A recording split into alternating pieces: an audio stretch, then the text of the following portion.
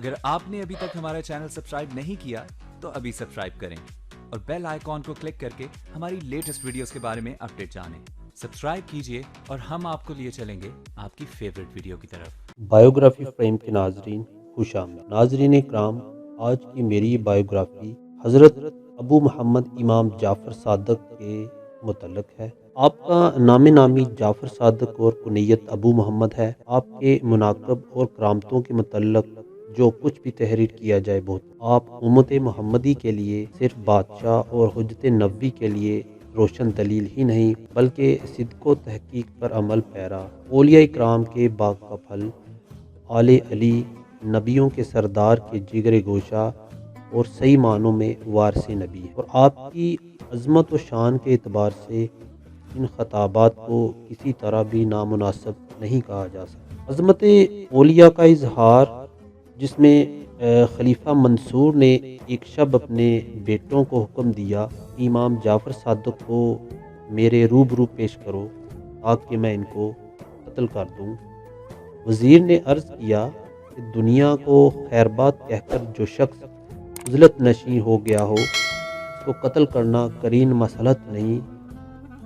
लेकिन खलीफा ने गज़ब ना होकर कहा, मेरे हुक्म की तामील तुम पर ज़रूरी है। चुनांचे मजबूरन जब वज़ीर इमाम जाफ़र सादक को लेने चला गया तो मंसूर ने ग़ुलामों को हदायत कर दी कि जिस वक्त मैं अपने सर से ताज उतारूँ तुम फिलफौर इमाम जाफ़र सादक को कत्ल कर देना। लेकिन जब आप तशरीफ़ लाए, आपकी अज़मत व जलाल ने खलीफा को इस दर्जा मुतासर किया कि वो बेकरार होकर आपके इस्तकबाल के लिए खड़ा हो गया और ना सिर्फ आपको सदर मकाम पर बिठाया बल्कि ख़ुद भी मुअद्दबाना आपके सामने बैठकर आपकी हाजात और ज़रूरियात के मुतल्लक़ दरियाफ़्त करने लगा। आपने फरमाया, मेरी सबसे अहम हाजत व ज़रूरत ये है कि आइंदा फिर कभी मुझे दरबार में तलब ना किया जाए ताकि मेरी इबादत और रियाजत में खलल वाक़या ना हो।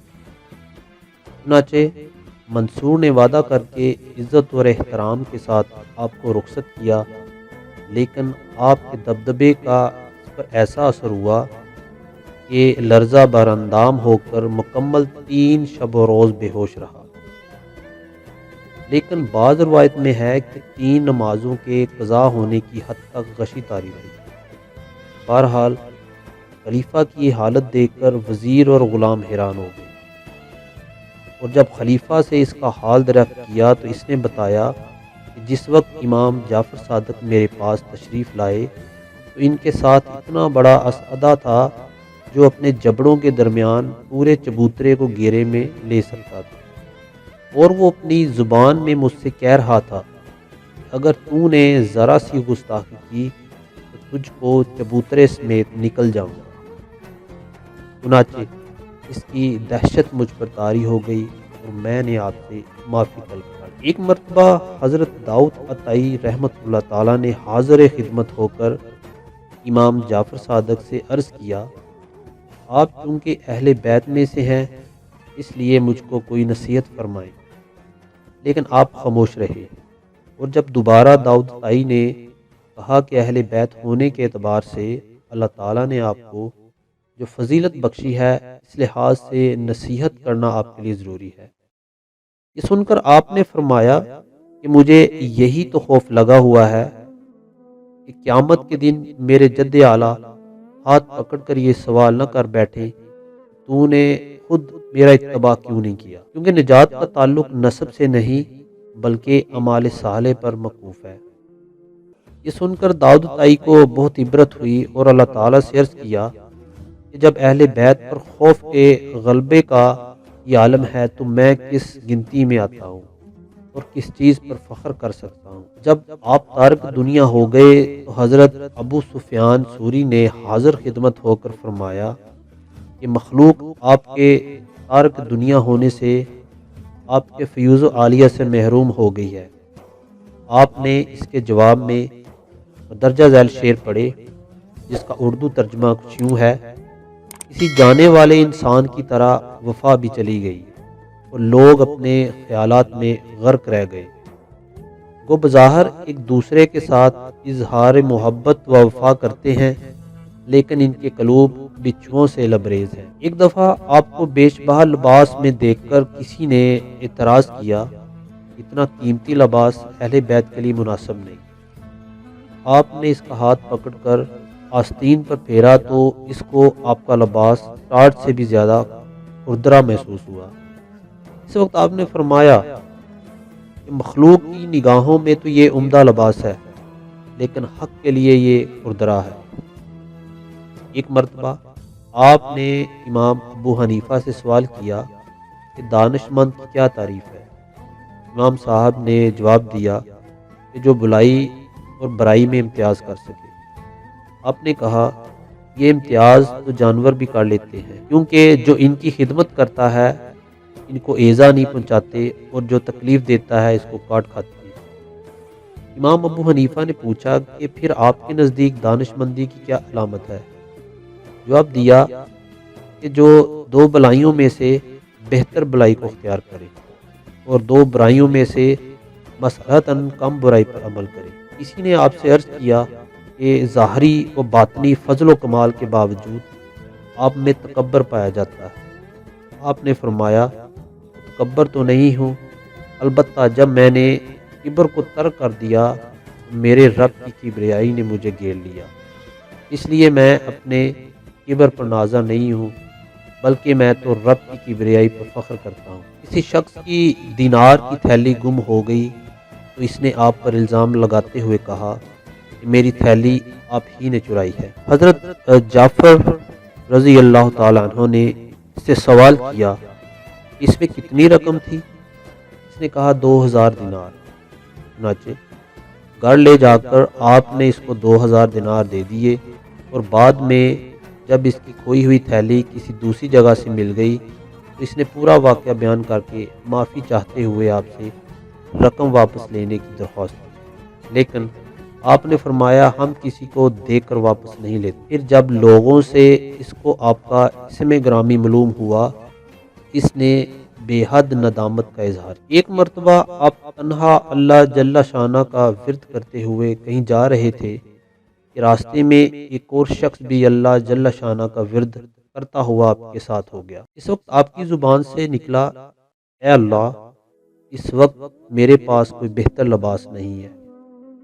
چنانچہ یہ کہتے ہی غیب سے ایک بہت قیمتی لباس نمودار ہوا اور آپ نے زیب تن کر لیا، لیکن اس شخص نے جو آپ کے ساتھ لگا ہوا تھا عرض کیا کہ میں بھی تو اللہ جل شانہ کا ورد کرنے میں آپ کا شریک ہوں، لہٰذا آپ اپنا پرانا لباس مجھے عنایت فرما دیں۔ آپ نے لباس اتار کر اس کے حوالے کر دیا۔ کسی نے آپ سے عرض کیا کہ مجھ کو اللہ تعالیٰ کی دیدار کروا دیجیے۔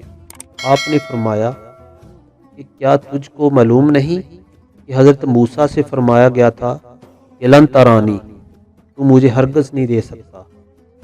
اس نے عرض کیا یہ تو مجھے بھی علم ہے، لیکن یہ تو امت محمدی ہے جس میں ایک تو یہ کہتا ہے کہ رانی قلبی، میرے قلب نے اپنے پروردگار کو دیکھا، اور دوسرا یہ کہتا ہے یعنی میں ایسے رب کی عبادت نہیں کرتا جو مجھ کو نظر نہیں آتا۔ یہ سن کر آپ نے حکم دیا اس شخص کے ہاتھ پاؤں باندھ کر دریا دجلہ میں ڈال دو۔ چنانچہ جب اس کو پانی میں ڈال دیا گیا اور پانی نے اس کو اوپر پھینکا تو اس نے حضرت سے بہت فریاد کی، لیکن آپ نے پانی کو حکم دیا اس کو خوب اچھی طرح اوپر نیچے غوطے دے، اور جب کئی مرتبہ پانی نے غوطے دیے اور وہ لب مرگ ہو گیا تو اللہ تعالیٰ سے اعانت کا طالب ہوا۔ اس وقت حضرت نے اس کو پانی سے باہر نکلوایا اور حواس درست ہونے کے بعد دریافت فرمایا کہ اب تو نے اللہ تعالیٰ کو دیکھ لیا؟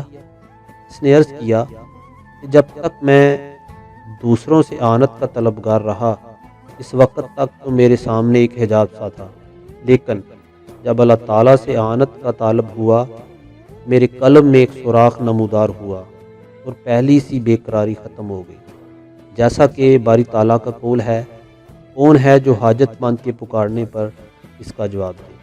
آپ نے فرمایا کہ جب تک تو نے صادق کو آواز دی اس وقت تک تو جھوٹا تھا، اور اب کل بھی سوراخ کی حفاظت کرنا۔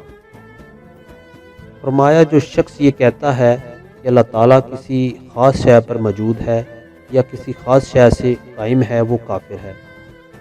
فرمایا کہ جس معصیت سے قبل انسان میں خوف پیدا ہو، وہ اگر توبہ کر لے تو اس کو اللہ تعالیٰ کا قرب حاصل ہوتا ہے، اور جس عبادت کی ابتدا میں مامون رہنا اور آخر میں خود بینی پیدا ہونا شروع ہو تو اس کا نتیجہ بعد الہی کی شکل میں نمودار ہوتا ہے، اور جو شخص عبادت پر فخر کرے وہ گناہ گار ہے، اور جو معصیت پر اظہار ندامت کرے وہ فرما بردار ہے۔ کسی نے آپ سے سوال کیا کہ صبر کرنے والے درویش اور شکر کرنے والے مالدار میں سے آپ کے نزدیک کون افضل ہے؟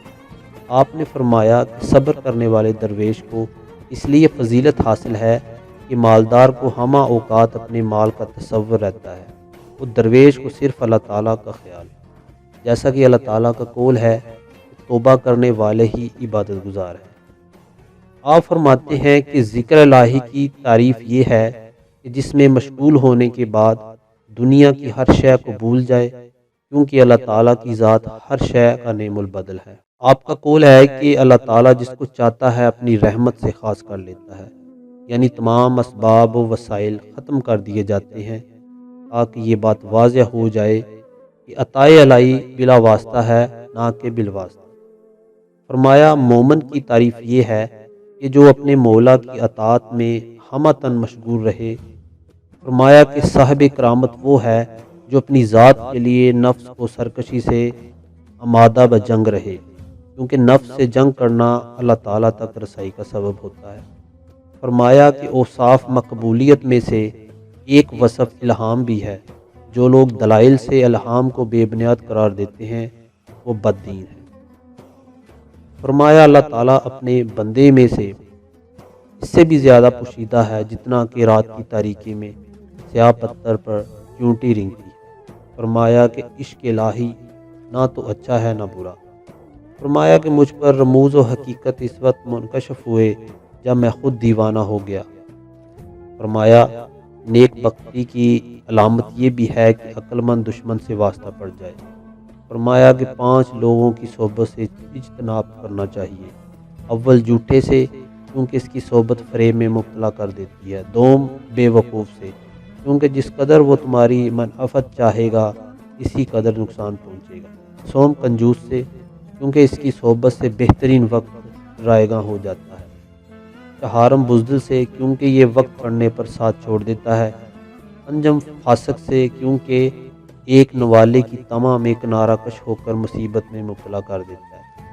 فرمایا کہ اللہ تعالیٰ نے دنیا ہی میں فردوس و جہنم کا نمونہ پیش کر دیا ہے، کیونکہ آسائش جنت ہے اور تکلیف جہنم، اور جنت کا صرف وہی حقدار ہے جو اپنے تمام امور اللہ تعالیٰ کے سپرد کر دے، اور دوزخ اس کا مقصد ہے جو اپنے امور نفس سرکش کے حوالے کر دے۔